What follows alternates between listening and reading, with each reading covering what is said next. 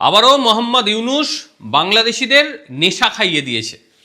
আর সেই নেশার বলে বাংলাদেশিরা নাচছে, বলছে আমেরিকার সঙ্গে আমাদের চুক্তি হয়ে গেছে, বিরাট চুক্তি, এইবার আমাদের আর উন্নতি কেউ আটকাতে পারবে না। যেমনটা তাদের স্বভাব, এই নিয়ে তারা ভারতকেও গালিগালাজ করছে। কিন্তু এই মোহাম্মদ ইউনূস বাংলাদেশের শুধু বর্তমান অবস্থা নয়, তাদের ভবিষ্যৎকেও ঠেলে দিল গাঢ় অন্ধকারের মধ্যে। কি বিষয়? পুরো বিষয় নিয়ে আলোচনা করব।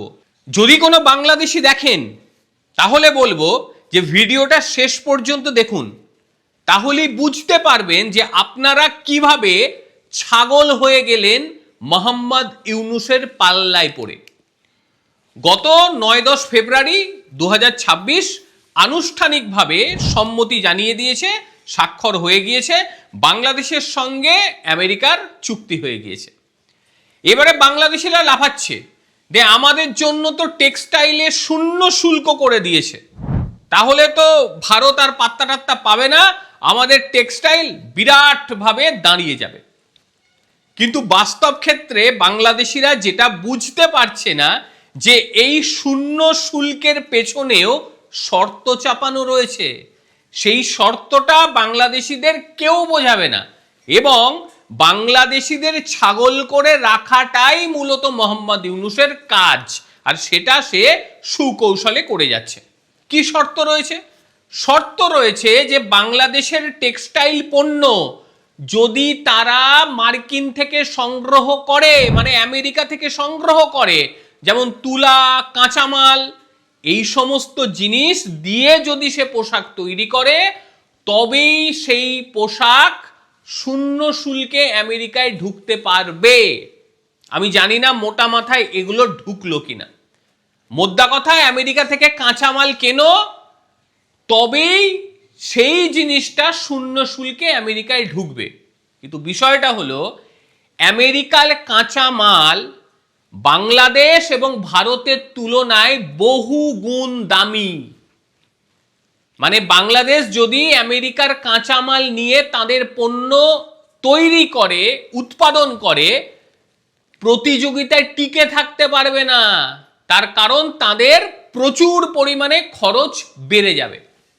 এক হচ্ছে বেশি দামে তারা জিনিস কিনবে, তারপর হচ্ছে তাদের পরিবহন খরচা, সব মিলিয়ে বেজায় বিপদে পড়ে গিয়েছে তারা।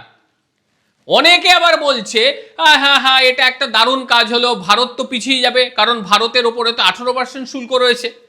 কিন্তু এই গাধাগুলো এটা বুঝছে না, ভারতবর্ষ কখনো এই সমস্ত জিনিস নিয়ে চুক্তি করে না। ভারতবর্ষের সঙ্গে যে চুক্তিটি হয়েছে ভালো করে শুনুন, সেটা হলো ভারত যদি আমেরিকার কাছ থেকে টেক্সটাইল পণ্য কমপক্ষে 20% নেয়, বোঝা গেল, 20%, আর এই 20% নিয়ে যদি জিনিস তৈরি করে আমেরিকায় পাঠায়, আমেরিকা 1 পয়সা শুল্ক নেবে না, শূন্য শুল্ক। বোঝা গেল? কিন্তু ভারতের উৎপাদন যেগুলি হয় সেইগুলো দিয়ে যদি পাঠায়, তাহলে ভারতের কাছ থেকে তারা 18% শুল্ক নেবে। এখানেই পার্থক্যটা হয়ে গিয়েছে। বাংলাদেশের 19% শুল্ক হয়েছে, ভারতের 18% শুল্ক হয়েছে। কিন্তু মোদ্দা কথা, বাংলাদেশ খাদের কিনারায় পড়ে গিয়েছে। আরো বড় সর্বনাশ কি করেছে শুনুন। কৃষি ক্ষেত্রে, দুগ্ধ ক্ষেত্রে, এগ্রিকালচার অ্যান্ড ডেয়ারি, উভয় ক্ষেত্রে বাংলাদেশ এবার শেষ। কারণ আমেরিকান পণ্যগুলো বাংলাদেশের বৃহত্তর বাজারে প্রবেশ করবে এবার নির্দ্বিধায়, নিঃসংকোচে, কারণ সেই শৈশাবত কমপ্লিট হয়ে গিয়েছে। দুগ্ধজাত প্রোডাক্ট, সোয়াবিন এবং অন্যান্য কৃষি পণ্য যেমন বিভিন্ন পশুর মাংস, মুরগি, ফল, বাদাম ইত্যাদি যুক্তরাষ্ট্র থেকে বাংলাদেশে ঢুকবে খুব কম শুল্কে, এবং তার পরিবর্তে বাংলাদেশি জিনিস 19% শুল্ক বসে আমেরিকায় রপ্তানি করতে পারবে। এইখানে বাংলাদেশিরা লাফাচ্ছে যে আরে বাপরে বাপ, এই চুক্তির আওতায় প্রায় $3.5 মিলিয়ন একটা চুক্তি হচ্ছে। এই $3.5 মিলিয়ন আমেরিকান কৃষি পণ্য কিনতে হবে বাংলাদেশকে বাধ্যতামূলক, এই কৃষি পণ্যের মধ্যে কি কি রয়েছে? গম রয়েছে, সোয়া রয়েছে, মটর রয়েছে, এইগুলো আমদানি করতে হবে। কিন্তু খেলাটা হচ্ছে যে এইগুলো আমদানি করে বাংলাদেশের জেনারেশন পর জেনারেশন রোগগ্রস্ত হতে চলেছে, ওটা নিয়ে আলোচনা করব।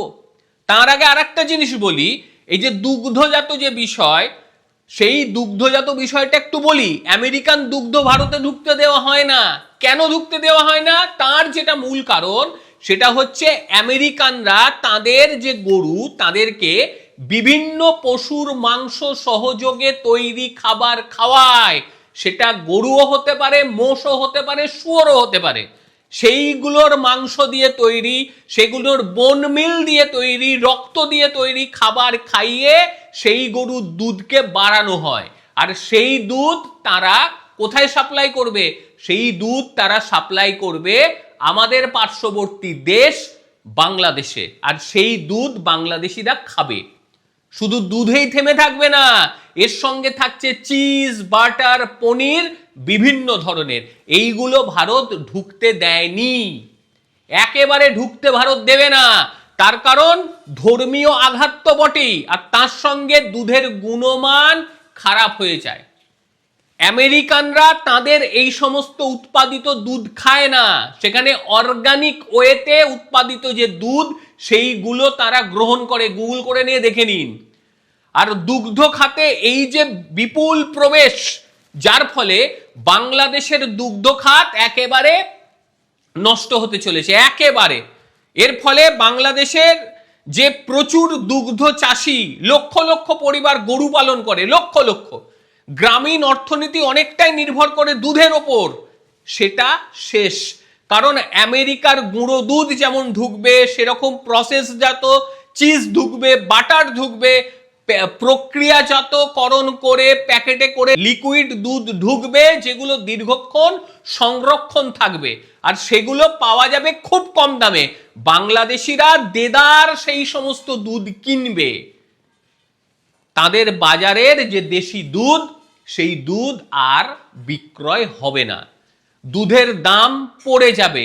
ফলে সেখানকার মানুষজন গরু পালনকে মনে করবে অলাভজনক, গ্রামীণ আয়ের বড় উৎস হয়ে যাবে সম্পূর্ণ ধ্বংস। এটা শুধু যে একটা অর্থনৈতিক ক্ষতি এমনটি নয়, এটা গ্রামের সামাজিক কাঠামোর ওপর বড় ধরনের আঘাত। ছাগল বাংলাদেশিরা এইগুলো বুঝবে না। সেটা বড় কথা নয় যে পশুকে কেটে সেই পশুর অংশ দিয়ে খাবার তৈরি করে খাওয়ানো, সেই পশুর মধ্যে গরুও আছে, মোষও আছে, শুয়োরও আছে, অনেক রকম কিছু আছে। এগুলো আমি বাদই দিলাম, দেখতে না পেলে খাবার মানুষ খেতেই পারে, খাক।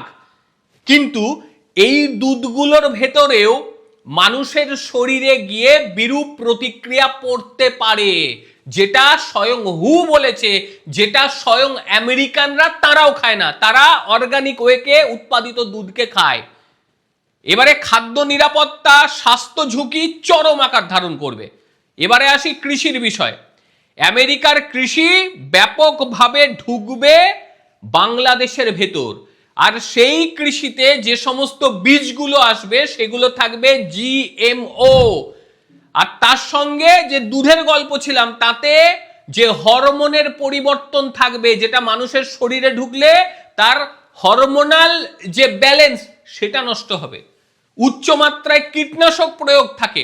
এই পণ্যগুলো মানুষের শরীরের জন্য দীর্ঘদিন একটা বড় ধরনের ক্ষতি করে দেবে। ভারতে এগুলো ঢুকতে দেওয়া হয় না, কারণ ভারতের তরফ থেকে যখনই ট্রেড ডিল হয়, তখন স্পষ্টভাবে জানিয়ে দেওয়া হয়েছিল যে ভাই, এগুলোর ওপর কোনো রকম কথা হবে না। এবারে জিএমও বিষয়টা কি? এটা জেনেটিকলি মডিফাইড অর্গানিজম।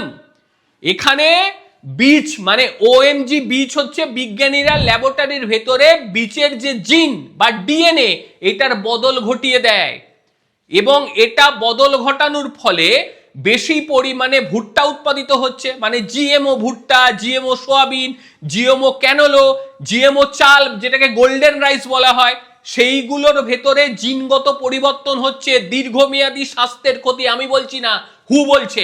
আমেরিকানরা তাদের দেশে উৎপাদিত এই সমস্ত শস্যগুলো তারা ছোঁয় পর্যন্ত না। তারা কি খায়? অর্গানিক। তারা এগুলো ছোঁয় না, এগুলো এই বাংলাদেশের মতো যে দেশগুলো রয়েছে তারা খায়। প্রচুর পরিমাণে এইগুলো দেয়, সেখানকার স্বাস্থ্যহানি ঘটে, পরিবেশের উপর বিরাট প্রভাব। এইগুলো বাংলাদেশিরা বুঝবে না। কি হবে যখন এই সমস্ত খাবার ঢুকবে, বাংলাদেশিরা কম পয়সায় পেয়ে প্রচুর খাবে, পেট ফুলিয়ে ফেলবে।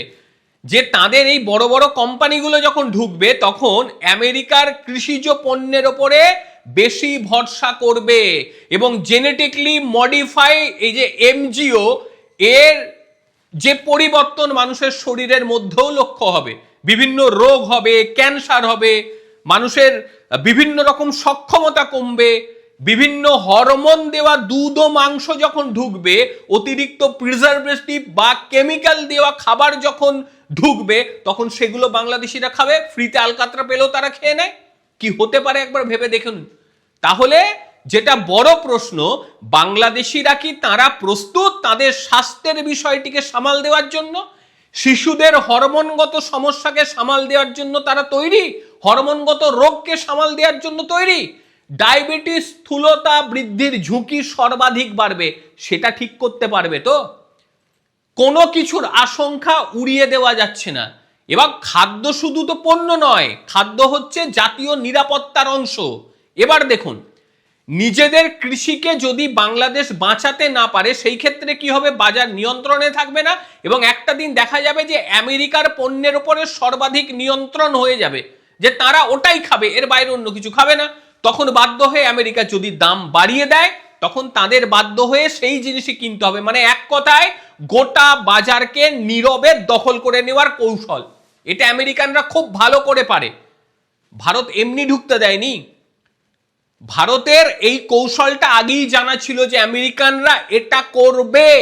তাদের দেশের সেই সমস্ত জেনেটিকলি মডিফাই যে সমস্ত দানা শস্য আছে, সেইগুলোকে ঢুকিয়ে দিয়ে বিভিন্ন হরমোনাল ডিস্টার্ব ঘটানোর মতন ক্ষমতা রাখে তারা। বাংলাদেশি আপনারা এই সমস্ত জিনিস এন্টার গ্রহণ করুন, তারপরে দেখবেন যে আপনাদের ভবিষ্যৎটা কোন জায়গায় গিয়ে পৌঁছচ্ছে। আমার কথা বিশ্বাস করতে হবে না আপনাদের।